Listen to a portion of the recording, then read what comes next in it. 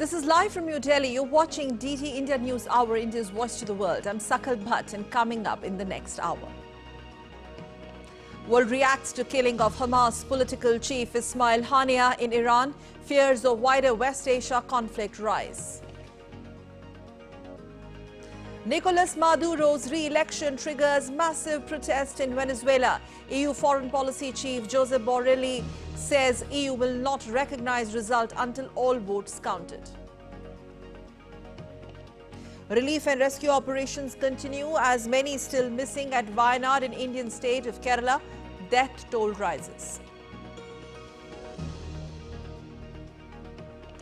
And India's External Affairs Minister calls on Vietnamese Prime Minister Pham Minh Chinh is on a 3-day visit to India aimed at strengthening ties.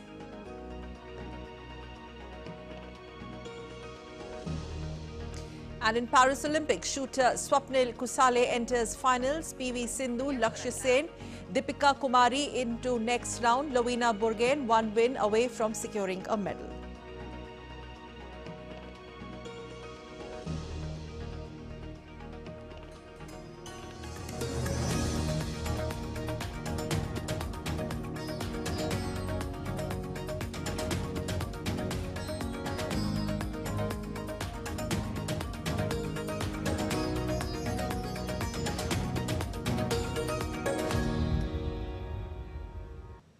In what is seen as a major development in the Middle East that could throw the region into an unpredictable and dangerous phase, Hamas's political chief Ismail Haniyeh has been assassinated in Tehran in what Hamas calls Israeli strike in the Iranian capital of Tehran.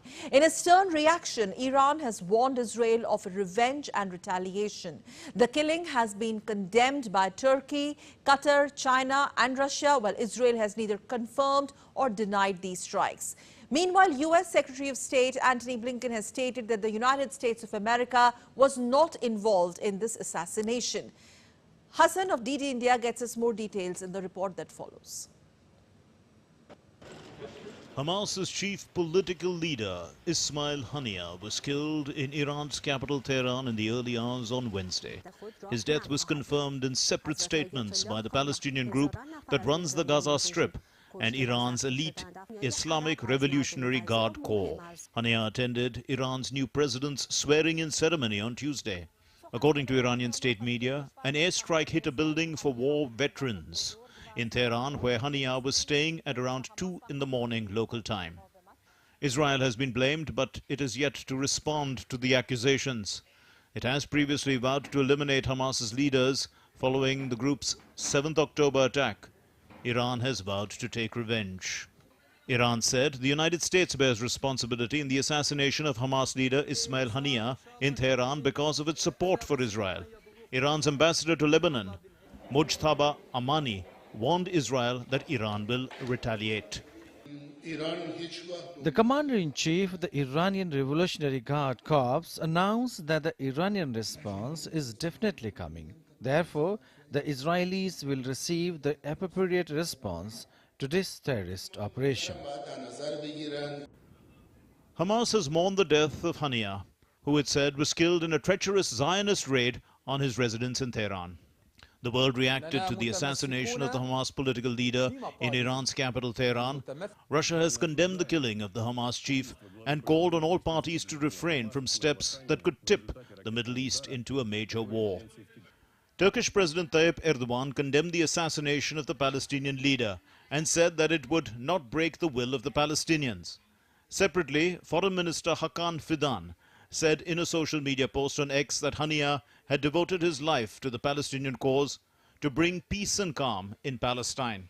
The Prime Minister of Qatar, the country which has acted as a mediator in ceasefire negotiations between Israel and Hamas, suggested on Wednesday that the killing of the Hamas leader Ismail Haniyeh could jeopardize efforts to secure a truce in Gaza. China, too, condemned the assassination of the Hamas Politburo chief. The United States has denied having any involvement in the assassination of Hamas chief. Secretary of State Antony Blinken said that nothing should take away from the importance of getting to the ceasefire in Gaza. Well, of course, I've seen the reports, and all I can tell you right now is I think nothing takes away from the importance of, as I said a moment ago, getting to the ceasefire, which is manifestly in the interests of the hostages and bringing them home. It's manifestly in the interests of Palestinians who are suffering terribly every single day. Germany has called on Middle East parties to use maximum restraint and keep a cool head. We call on all actors to use maximum restraint.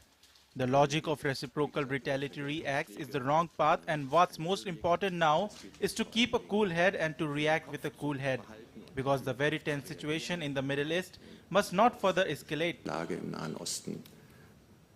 Haniyeh's assassination comes as Israel's campaign in Gaza approaches the end of its 10th month, with no sign of an end to the war.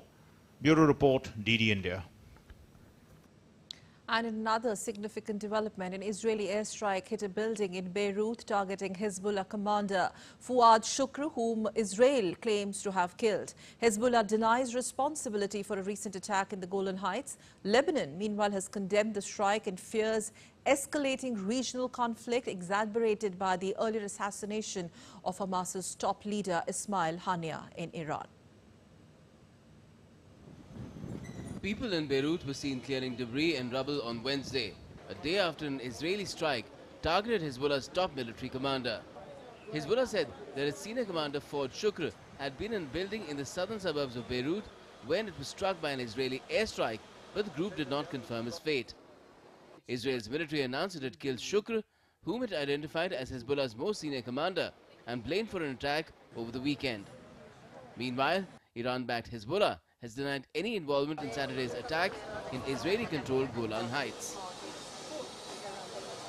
Fuad Shukr was the commander responsible for the Majd al-Shams massacre, in which 12 children were murdered after Hezbollah fired an Iranian Falak 1 rocket directly at a soccer field in northern Israel on Saturday evening. Lebanon has condemned the strike and anticipates retaliation by Hezbollah, but is worried that the situation could spiral out of control. Prime Minister Najib Mikati held an emergency meeting to discuss the strike on Beirut and issued a statement. Hezbollah's statement on Wednesday said Israel had attacked a residential building in the southern suburbs of Beirut, resulting in several casualties and injuries.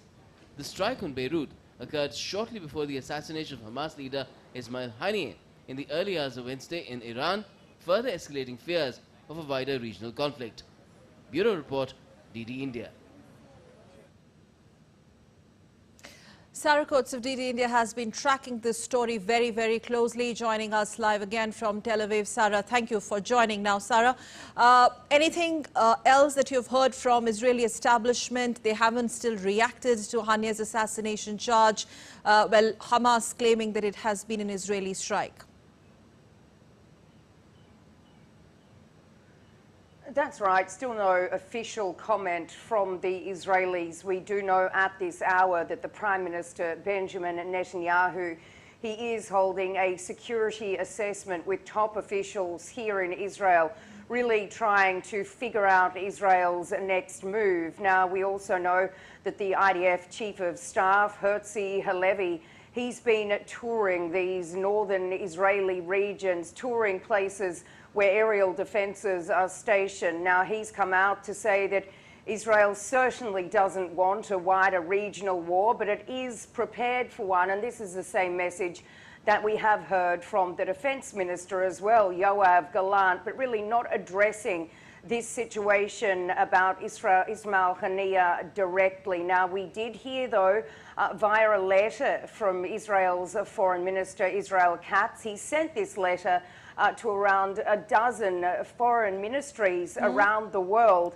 It says that Israel is not interested in an all-out war, but the only way to prevent immediate escalation is to immediately implement UN Resolution 1701, which would actually then force these Hezbollah fighters further north, back behind the Litani River, creating a sort of buffer zone there, which would provide more security to these residents in Israel's north, with more than 60,000 of them remaining displaced, and they have been that way for months, which is something the Israeli government says it will not tolerate. But in saying all of that, once again, Still no official word from the Israeli government on this morning's assassination of Ismail Haniyeh. Yes, and with the killings of the two terror chiefs in the capital cities of two not friendly nations or enemy states, if we could say, in the past few hours, the other top being the Hezbollah commander, which Israel has admitted of having neutralized. Now, there is a sense, as far as Israel is concerned, that there could be retaliation and a wider revenge, that threat now mounts further. Certainly an escalation now is far more likely. We have been hearing once again from Israel that it doesn't want war. Hezbollah has been saying the same thing, that it doesn't want war, but it is prepared for it. Now, Iran is warning of revenge. It is now threatening a special operation. This is according to its UN envoy, saying that the response will in fact be a special operation aimed at instilling deep regret in the perpetrator. While we've also heard from Iran's supreme leader, Ayatollah Ali Khamenei, he said that Israel has brought the severest punishment on itself, while Hamas says this will have major repercussions. Now, we're also hearing a lot of condemnation, really, from many other countries. We're speaking specifically here, countries like Turkey, China, Russia. They've all come out to condemn the killing of Ismail Haniyeh. Now, what we can tell you is that there will be a funeral for him tomorrow in Tehran before his body is then taken back to Qatar for another funeral and burial on Friday. All right, so next few days, in fact, are going to be very, very crucial. Thank you very much, Sarah, for joining us live from Tel Aviv on that story. Thank you. And still to come on DDI India News Hour. Coming up next, we will be discussing various aspects of the escalating tensions in West Asia with an expert joining us live from Tel Aviv after a short break.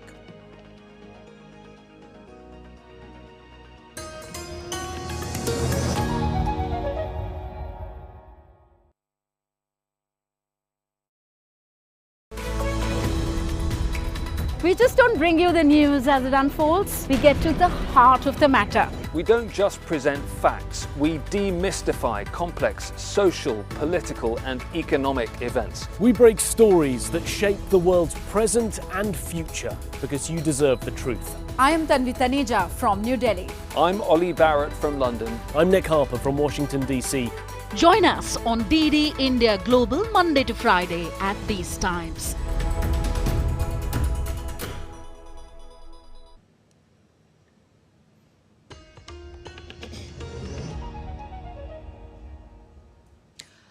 You're watching DD India News Hour. I'm Sakal Button, staying with our top story, Hamas's top political boss Ismail Haniyeh's assassination. We are going to discuss the various aspects and the ramifications of it.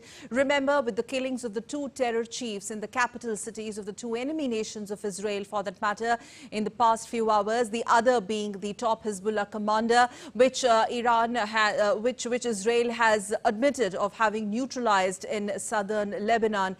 So the escalating situation there has shown some serious concerns, rather few questions. Question number one, has the conflict that began for Israel with the Hamas's invasion and slaughter on October 7th, which were in fact garnered international headlines for many, many months, has that entered the dangerous territory in the Middle East politics? Has this also rather compromised or halted the peace negotiations and the peace talks in Gaza, which are already in a way on a very slow pace, literally crawling? So are those talks, those peace negotiations now going to go back to square one? Is there a halt on it unexpectedly with the assassination of Hamas's political top boss Ismail Haniyeh, which Israel so far hasn't really reacted to the claims made by Hamas? We will be examining the high points of this story with our special guest joining from Israel in Tel Aviv. Yes, we are very happy to be joined by Colonel Professor Gabi Simoni. Colonel Hi, Professor Gabi Simoni is joining us from Tel Aviv. He's from the Jerusalem Institute for Security and Strategy, a renowned expert there in Israel. Thank you very much, Colonel, for joining us. Now, first things first. Yes, first things first. Haniyeh's assassination, how do you see this? Do you think this has really threatened the negotiations and also raised a full possibility of the wider war or big churn in the Middle East, the kind of reactions that are coming in from Tehran? First, I want to bring the bigger picture because Hamas is, after the atrocities they done on the 7th of October, there is no way we'll be dealing with Hamas. Hamas leaders should die, all of them. We should chase them until the end of time, as the same that we are chasing now the last Nazis of Germany in the Second World War. We will chase them, and Haniyeh is no difference. We brought him to justice, and we will bring to justice all Hamas leaders. Either they surrender or we kill them. That's the only solution. What is the impact now? Having said that, how do you see the future of the Gaza peace talks or the ceasefire? I don't know. When you say peace talk, I really don't understand what you mean. Who should we do peace with? With people who slaughtered our women, our children, our pregnant women. There is no peace with those guys. The Israeli government has been determined to destroy Hamas military and political and governing capabilities, and that's what we are doing in Gaza. After we finish this job, we will need to find a solution for Gaza, but mainly a civilian solution, only to take care of the population. The security will have to remain within the hands of the IDF. Okay, but so far Israeli military has declined to comment. We haven't heard from the Israeli establishment. So what do you make of that? I don't know if this is foreign press is putting the assassination in the hand of Israel. I don't know who has done it, but the Lebanese assassination was done, and Israel is took responsibility for that. Yes. And Israel did not take responsibility for the assassination of Ismail Haniyeh. Yes. But as I mentioned, I think all Hamas leaders should watch their back to understand that they are on our target. Yes, and killing of Haniyeh may strain. Do you see this actually deeply impacting further the Israel-Iran relationship, which we do know has witnessed some calibrated military responses coming from both sides? We are playing. It's like a game. People think we are in a game. We are in war. Between Israel and Iran is in war. Israel and Lebanon is in war. So we are fighting a war in 7 fronts, all orchestrated by Iran. Iran is an octopus with all its proxies around Israel, surrounding Israel with a ring of fire. And we are fighting with Iran. So this doesn't make any difference for us. We brought Ismail Haniyeh to justice. And they should know that even hopefully, I don't know who did it, but I hope this was Israel.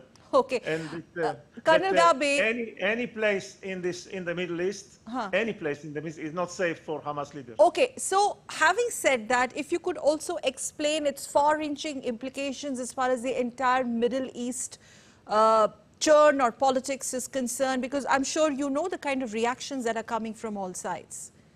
Yes, I know. Well, we don't need the Iranians, nor Hezbollah in Lebanon, or Hamas. They don't need any more motivation to hit Israel.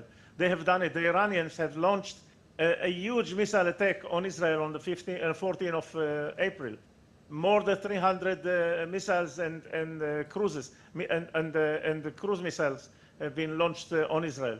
Luckily, not even luck, but professionally, we managed to foil it with the aid of our friends. But the Iranians do not need any more motivation to hit Israel. If they feel they have an opportunity, they will do it. So I'm not concerned about it. They will do whatever they want, and we will do whatever is needed we need to do. The other aspect, we cannot tolerate.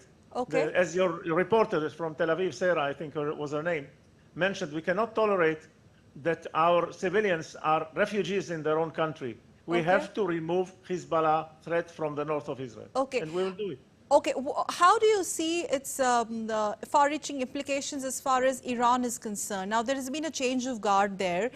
New administration wants to, even with the Western countries, to ease economic sanctions, understandably. But do you think this attack or this development has complicated their relationship with the rest of the West, particularly, the diplomatic efforts? I think, on the contrary, it simplified the relations, because the Iranians have to understand. They lean, their strategy leans on two pillars. One is the chain or the ring of fire with all the proxies they have surrounded Israel with. And this is only the beginning, because they are in search for a complete regional hegemony. And the other pillar is their nuclear program and the military nuclear program, that Israel is committed and determined not to allow Iran to be nuclear, because we are sure of this regime, regardless of these elections. The regime in Iran will, once they have the capability, they might decide to use it. So we will not tolerate military nuclear weapons in Iran. And in the end, we'll have to deal with that. We need to convince our friends in Europe, in India as well, and in the US, to understand the threat that Iran poses, not only to Israel. This is not a war between Israel and the Palestinians. Okay. This is a regional war, and with global implications. Yeah, there is a wave of radical Islam barbarism trying to go over Europe and the United States, and maybe even India. So I think Israel is the last fortress trying to stop this wave. And airstrikes on Haniyeh were also followed by Israeli military action in Beirut on Hezbollah commander, for which Israel has taken responsibility. In fact, they have called it the operation in response to the rocket attack on controlled Golan Heights. But don't you think, Colonel, Israel full offensive... The attack that killed 12 teenagers, yes. Druze teenagers in the Golan Heights. Don't forget that. Yes, in a soccer ground. Now, Israel going on full offensive might trigger also full-scale retaliation, which may not augur well with the neighboring countries or the entire Middle East, because like you just said, we don't want civilian casualties. Nobody wants that. Nobody wants civilian casualties. Nobody wants more than Israel civilian casualties. We don't want that. And mind you, if we are just putting a small anecdote here, Israel is fighting in Gaza with the less ratio of civilian casualties ever before. You can check my words. The ratio is about 1 to 1, whereas in the United States coalition fighting Raqqa, it was 1 to 10, one terrorist to 10 civilians. So Israel is doing its best. Nobody wants more to have civilian casualties. However, we cannot tolerate both Hamas regime in Gaza. We are on the verge of destroying it, and we cannot tolerate Hezbollah threatening our villages in the north, where we lost our sovereignty in the north, and we have to go into the south of Lebanon and to remove Hezbollah from their post in South Lebanon. That will have to be done. That will have to be done. We cannot tolerate Colonel Gabi, yes. Colonel Gabi, final question. The Qatar says that they have doubts or apprehensions over Israel's intentions or desire of the hostage deals. Your response? Well, there is no one in Israel that does not want to see our hostages back. But there is a tension between the safeguard of the hostages and the conditions Hamas is putting, whereas they want back to become governing Gaza. We will not allow it. We have not only 120 hostages, we have 10 million civilians that we have to take care of. So we have to find the balance, and I think our government and our Prime Minister is trying to find the best balance, so we relieve as much as we can hostages while we keep our victory in Gaza, to make sure that Hamas is no longer ruling Gaza, and Gaza is no longer a threat to Israel. And there is no civilian bloodshed at the end of the day. I think that somebody has to put stop to that, Colonel. You would agree. Meanwhile, many thanks for joining us and sharing your perspective. Thank you so much for joining us. Thank you very much. Colonel Gabi, thanks. And we will take now a look at the other stories now that are also making news around the world. Russia has begun the third stage of drills this year to practice the deployment of tactical nuclear weapons. Russia's defense ministry said on Wednesday that soldiers from the southern and central military districts will train how to deploy dummy warheads for its Iskander-M operational and tactical missile systems and covertly move them to launch sites. Heavy rainfall has submerged many parts of Nepal's Kathmandu Valley. 12 people from Kathmandu district and 24 from Lalitpur district were rescued from the flood-induced disasters in the valley. Security personnel have been deployed in these areas. Meanwhile, the Kali Gandaki corridor roadway has been blocked due to landslides. Catalonia's regional weather agency says on Wednesday that the region's capital Barcelona had broken its maximum temperature record on Tuesday, hitting 40 degrees centigrade as Spain entered its third heat wave of the summer. It was the highest temperature registered in the last 110 years.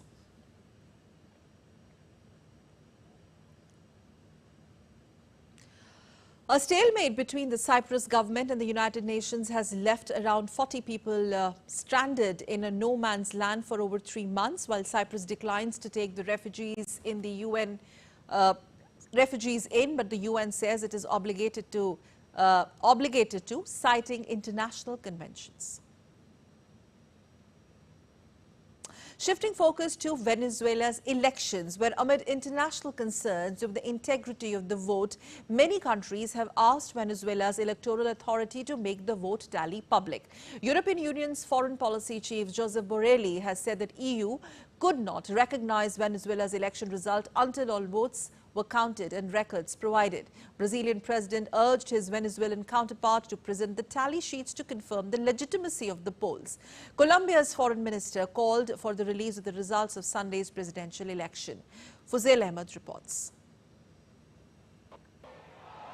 Pressure mounted on Venezuela's electoral authority to make the vote tally public after the announcement of results, declaring Maduro as winner in the presidential election. On Wednesday, EU Foreign Policy Chief Josep Borrell said European Union could not recognize Venezuela's election result until all votes were counted and records provided. And we asked to provide immediate access to the voting records of these polling stations. And until the records will be made public and verified, the election results that has already declared cannot be recognized. Similar demands were raised by the Brazilian president and the Colombian foreign minister. How are you going to resolve this fight? Show the tallies. If there is a doubt about the tallies between the opposition and the results, the opposition files an appeal and waits for the court to take the process. Then there will be a decision that we have to accept. The international community and the Venezuelan people expect transparency and electoral guarantees for all sectors to prevail, and it is also extremely important to clear up any doubts about the results. The US-based Carter Center, which observed the vote, said that Venezuela's 2024 presidential election did not meet international standards of electoral integrity and cannot be considered democratic. It added that the electoral authority's failure to announce disaggregated results by polling station constitute a serious breach of electoral principles. The opposition maintains that its candidate, Edmundo Gonzalez, had more than twice as many votes as Maduro, based on the 90% of vote tallies it had been able to access. To the National Electoral Council who are still looking for the tallies, I say, here they are. Come and get them. Gentlemen of the armed forces, there is no reason whatsoever to repress the people of Venezuela. But the Maduro government denounced the protests as an attempted coup. Venezuelan authorities say they've detained 749 people for participating in the violent protest. President Maduro has ordered military and police patrols across the country. Protests erupted across Venezuela since Monday after the Electoral Authority declared that Maduro had won a third term with 51% of the votes. Protesters warned that President Nicolas Maduro acknowledged that he lost Sunday's election. Fuzail Ahmed's report for DD India. And still to come on DD India News Hour. Coming up next, Governors of Manipur, Rajasthan and Chhattisgarh take oath of office in secrecy. And India and Vietnam sign key memoranda of understanding at India Business Forum in New Delhi.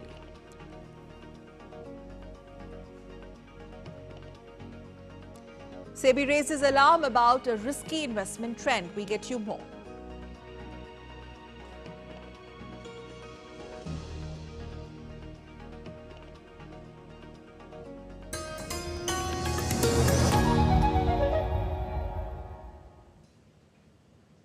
This summer, the world turns its eyes to Paris, and DD India brings you every heartbeat, every victory, and every story. Introducing our special coverage of the Paris Olympics. Experience the passion, the drama, and the triumphs. With exclusive reports, expert analysis, and up-to-the-minute updates. Join us as we bring the spirit of the Olympics to your screens. Get ready for the ultimate sporting extravaganza on DD India. DD India presents Champions Day Paris. Only on DD India. Every day at 6:30 p.m. IST, 1 p.m. GMT.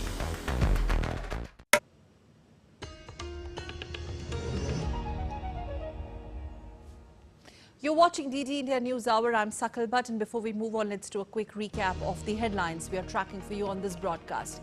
World reacts to killing of Hamas's political chief Ismail Haniyeh in Iran, fears a wider West Asia conflict rise.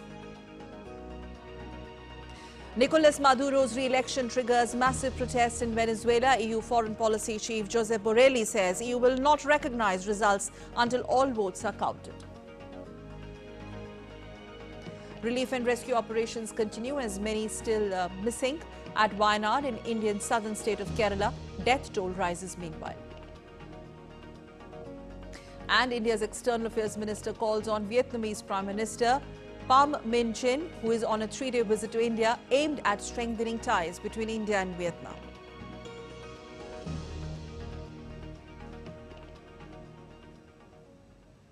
Going back to our top story on the assassination of Ismail Haniyeh, the political chief of Hamas, and the reaction coming from US. We are joined by DD India's Jody joining us live from Washington, D.C. Jody Jacobs joining us live from New York, I beg your pardon, just outside UN. And US has clearly made a point, Jody, good evening. In fact, good morning to you out there. Made a point of not really speculating on the ramifications of Haniyeh's killing as we speak. The fears of greater escalation surge. They have distanced themselves but have maintained a very steadfast position in its defense, quote-unquote, defense of Israel if attacked. What more reactions coming in from White House? Indeed, and of course these major developments throws the war between Israel and Hamas into an unprecedented and some might say a very dangerous phase. Now, Hamas officials saying Ismail Haniyeh's death would not pass in vain and describe the killing as a grave escalation, while Iran's supreme leader saying that it is our duty, quote, to ask for the blood of our dear guest. And this, of course, is the rhetoric that has many concerned. It's a tough one for the US, who through its Secretary of State, Anthony Blinken, saying that this is something we were not aware of and not involved in. He was, of course, speaking at an event in Singapore, Blinken saying that he won't speculate on what impact today's news might have, but he stresses the importance of continuing to, of course, push for a ceasefire between Hamas and Israel. Nothing takes away from the importance of getting to a ceasefire, he says, which is manifestly in the interest of the hostages and, of course, bringing them home. Blinken adding that the Palestinians, he says, are suffering terribly every day in Gaza. They are caught between the crossfire that Hamas, he says, is making. Now, we are also learning just a few minutes ago that the U.S. Secretary of State, Anthony Blinken, spoke to Qatari and Jordanian officials on Wednesday. He has stressed the importance, of course, of these ongoing ceasefire talks. The White House, however, saying that it has seen the reports of Haniyeh's killing. A spokesperson saying that they've declined to immediately comment any further. The Defense Secretary Lloyd Austin saying that he does not think war in the Middle East is inevitable, right. but if Israel is in fact attacked, the US would defend itself. Yes. In fact, UNSC has called for an emergency security meet following these developments. So how is world body really looking at the development, and anything that you've heard from UN as far as this security meet on this latest development is concerned? So, of course, the talk of this killing, as well as those attacks on Lebanon last night, has been front and center of those talks here in the corridors of the United Nations. Since early this morning, the UN Secretary General, of course, releasing a statement about the attacks by Israel on Lebanon, and then, of course, waking up to the news of the killing of Ismail. And so the United Nations has voiced their grave concern about these latest developments. The Secretary General, through his spokesperson, again urging the parties to exercise some form of maximum restraint, and called on all concerns to try and avoid any further escalation. Now, on the international diplomatic level, we know that there is a possibility of an emergency Security Council meeting.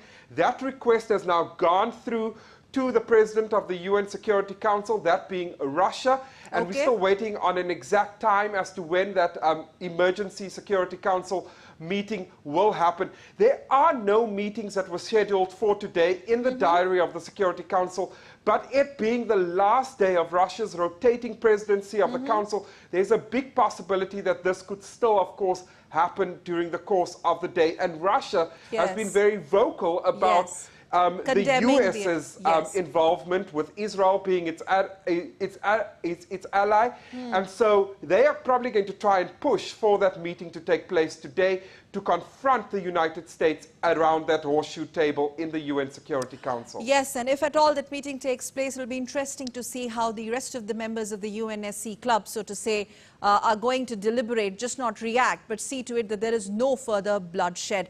Thank you very much, Jacobs, for joining us from New York on the way US has reacted to the development, the assassination of Ismail Haniyeh. Thank you. And now let's shift our focus to some stories coming in from India's down south, Wayanad, where relief and rescue operations continued in Wayanad to find out survivors following landslides. The death toll has already crossed 160. India's Home Minister Amit Shah has said that the Kerala government was on 23rd of July given early warning over potential landslides, while Union Minister George Kurian visited Wayanad to take stock of the situation. The idyllic landscape of Wayanad in India's state of Kerala turned into a scene of chaos and despair after ceaseless rain triggered a series of landslides on Tuesday. The tragedy left behind a trail of destruction. Relief and rescue operations continued for the second day on Wednesday by the Indian Army and other government agencies at calamity-hit Wayanad. Extensive search continued for survivors through mud. The death toll has surpassed 160 and more bodies were retrieved from the debris. India's Home Minister Amit Shah said that the Kerala government was on July 23 given early warning over potential landslides. 23 जुलाई को केरल सरकार को early warning Bharat सरकार की ओर से दी गई थी 23 जुलाई को 7 दिन फिर 24 को गई, फिर 25 को गई, 26 तारीख को मान्यवर ये कहा गया कि 20 सेंटीमीटर से ज्यादा वर्षा होगी, भारी वर्षा होगी, लैंडस्लाइड होने की संभावना है, मड भी रस होकर आ सकता है और लोग इसके अंदर दबकर मर भी सकते हैं. India's Minister of State for Minority Affairs, George Kurian, visited the landslide-hit regions of Wayanad on Wednesday and took stock of the prevailing situation. He visited and inspected the relief camps and also extended help at ground zero. Condition in Wayanad, so many people are missing, and around 1,000 people are rescued by the forces, and we are trying our best to find out other people. India's Southern Naval Command dispatched a disaster relief team of 68 personnel, including medical team and equipment, deployed from INS Zamorin for aid in the affected areas. Medical camps have also been set up to provide aid. Amid the calamity, Kerala is bracing for more rain as the Weather Office has issued an orange alert for 8 districts, including Wayanad, and 7 neighboring districts. 7 other districts are under yellow alert. Fuzail Ahmed's report, DD India. Staying with rains, several parts of the national capital region, Delhi, and its adjoining NCR has also witnessed heavy spells of showers on Wednesday evening. The heavy rainfall triggered severe waterlogging in parts of Delhi NCR, adversely affecting traffic. The Delhi Traffic Police, in advisory to commuters, said the traffic is affected on Mathura Road, Mehroli-Badarpur Road. Traffic is also affected on National Highway 48 from Dholakua towards Gurgaon.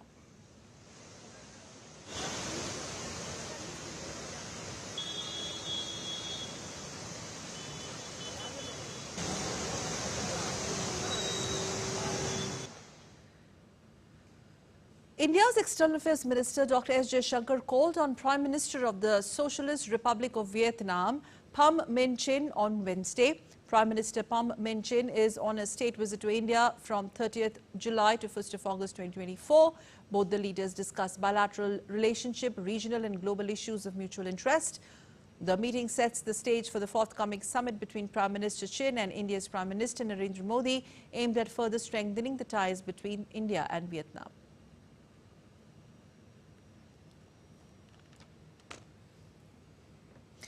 The Securities and Exchange Board of India, or SEBI, will soon be notifying regulations targeting financial influencers, popularly known as finfluencers. Here's a detailed report. Stock market regulator, Securities and Exchange Board of India, has once again raised an alarm about a risky investment trend, futures and options trading. SEBI chairperson said households are losing up to 60,000 crores a year in the problematic futures and options segment. She was speaking at the Capital Markets Report launch event at the National Stock Exchange. The chairperson also questioned that if 50,000 to 60,000 crore a year is going away into losses in F&O, whereas that would have been productively deployed as maybe the next IPO round, maybe mutual funds to other productive purposes, why is that not a macro issue?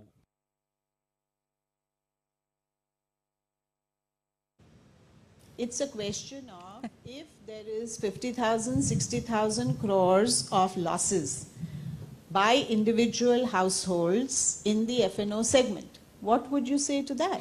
If 50, 60,000 crores in a year is going away from household saving into losses in F&O segment, whereas that could have been productively deployed as a part of maybe the next IPO round, maybe the mutual funds, maybe more productive uses for the economy, why would you say that that's not a macro issue?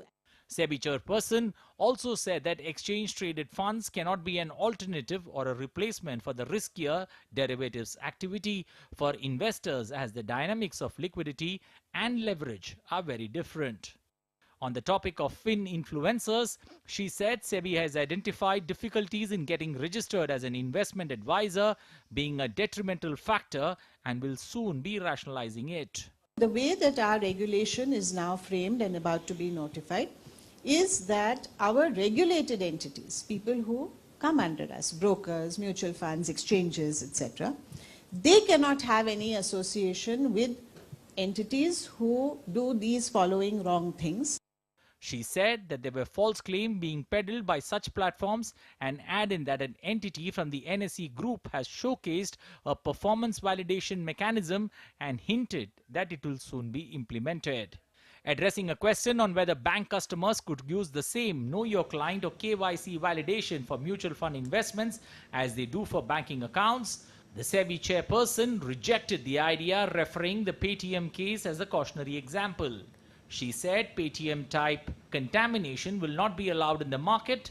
She stressed on the importance of KYC registration agencies, that's KRA, in validating transactions and preventing fraudulent activities. Bureau Report, DD India. The third Global Value Chain Meet was organized by ASSOCHAM, or Associated Chambers of Commerce and Industry of India, with the aim of strengthening India's manufacturing competitiveness in the furtherance of the vision of self-reliant India and Make in India for the World campaign. Stakeholders from various sectors attended the meeting to chart the manufacturing growth story of New India. And now let's take a look at the other stories making news. Lakshman Prasad Acharya was sworn in as the 19th Governor of Manipur in a ceremony held at Darbar Hall of Raj Bhavan in Manipur's capital Imphal on Wednesday. The oath of office in secrecy was administered by Chief Justice of Manipur High Court Siddharth Mridul. Haribau Kisan Rao Bagre took oath as the Governor of Rajasthan in Jaipur on Wednesday. Chief Justice Manindra Mohan Srivastav administered the oath. After the oath, Governor Bagre was presented a guard of honor. In his ruling party, Bharatiya Janata Party member Ramin Deka took oath of the office as the 10th Governor of the Central Indian state of Chhattisgarh at a function held at Raj Bhavan in Raipur on Wednesday. And renowned Indian sand artist Doordarshan Patnaik celebrated India's medal at Paris Olympics by crafting an impressive sand sculpture at Puri's beach in Odisha. The artwork featured Indian shooting stars Manu Bakar and Sarabjot Singh with their bronze medals.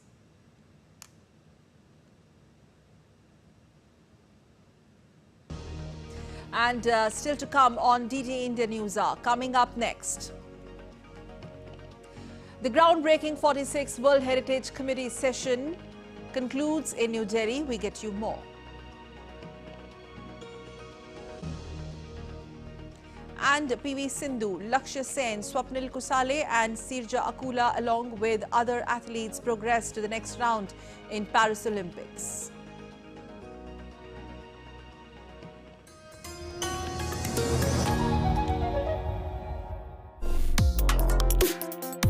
Complex issues, hidden agendas, twists and turns, strategic games. We think all dots are linked. We just need to connect them. Join me every week as I connect the dots to unravel hidden designs in statecraft, mysteries, and decode issues that matter to you. Watch Connecting the Dots with me at these times on DD India.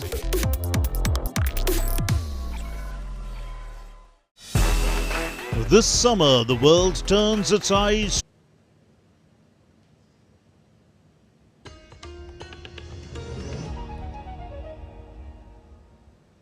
You're watching DD India News Hour. I'm Sakal Bhatt. Let's get you some more news.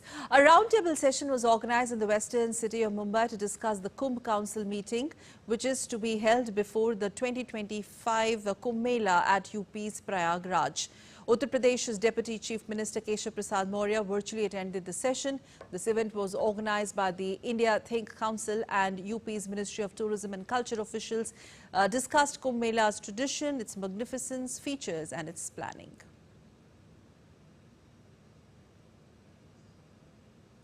The groundbreaking 46th World Heritage Committee session concluded in New Delhi today. Bulgaria will host the next edition of the WHC in Sofia city. The 10-day deliberation saw 24 new sites approved for the inclusion in the World Heritage list. The addition of Moai Dams raises India's total number of World Heritage sites to 43. And now you're watching DD India's News Hour. Time in for some sports news.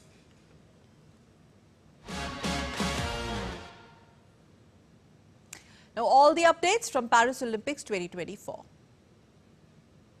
India was also in action today in combat sports, where Olympic bronze medalist Lavlina Borgohain stormed into the quarterfinals of the women's 75 kg boxing event.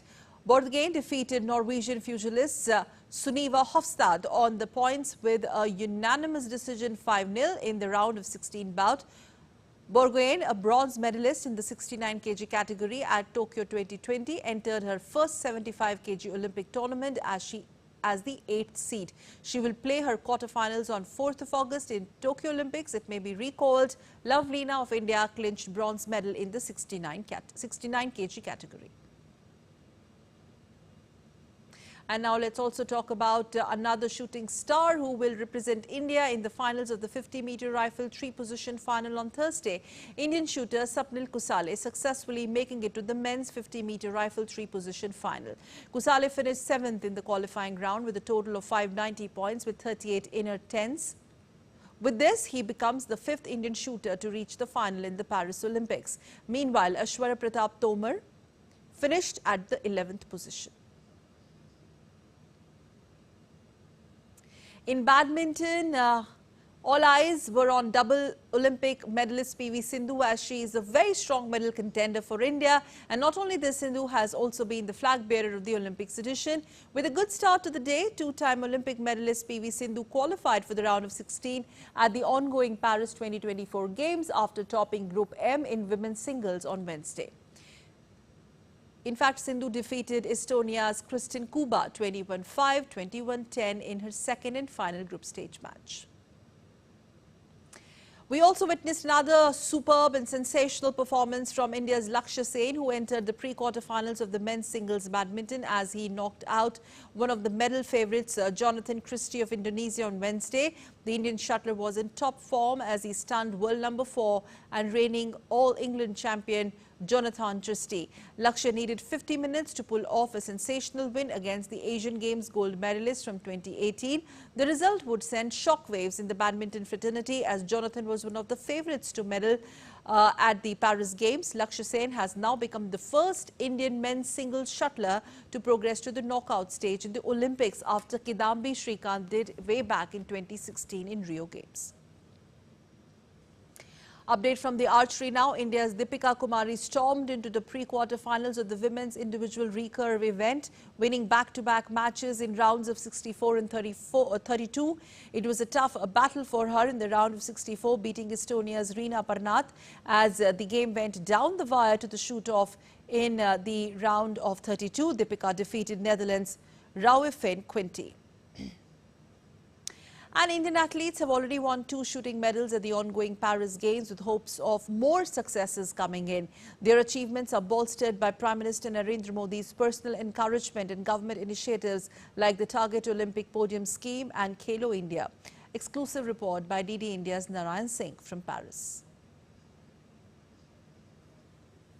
As the Olympic Games continues in Paris, Indian athletes have already made their mark by securing 2 medals in shooting. The country's sports contingent remains hopeful for more victories, driven by immense hard work and immense support from the Indian government. Prime Minister Narendra Modi's personal involvement in motivating and congratulating athletes has become a hallmark of Indian sports culture. Before major sporting events, PM Modi makes it a point to interact with the athletes, offering words of encouragement and instilling a sense of pride and determination.